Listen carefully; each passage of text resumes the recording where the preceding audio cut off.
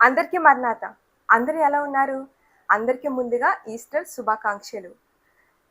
ఈరోజు మత్తయి సువార్త 28 అధ్యాయం 6 వచనంలో ఎలా ఉంటుంది?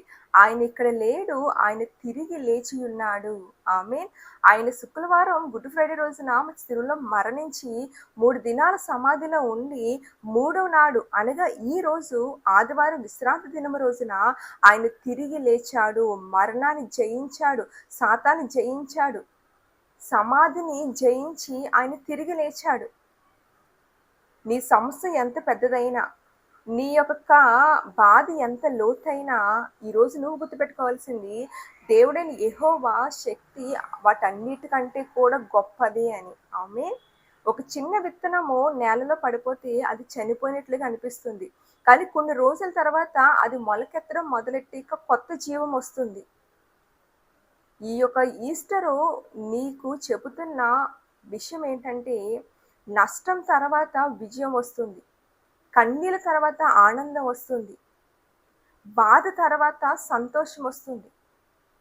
దేవుడు ఎలాగైతే మరణాన్ని జయించి తిరిగి లేచి విజయాన్ని సాధించాడో, మనందరికీ కూడా నిత్య జీవాన్ని ఈ యొక్క ఈస్టర్ పండుగ ద్వారా, ఆయన మరలా తిరిగి లేవడం ద్వారా మనకి ఎలాగైతే నిత్య జీవాన్ని ఆయన మనందరికి ఇచ్చాడో, ఈరోజు ఈ మాటలు నీ జీవితంలో ఈస్టర్ పండుగ రోజు ఇస్తున్న వాగ్దానం అదే.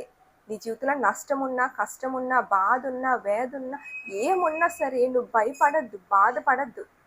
ఆయన నీ జీవితంలో విజయాన్ని దయచేయబోతున్నాడు. ఆమేన్.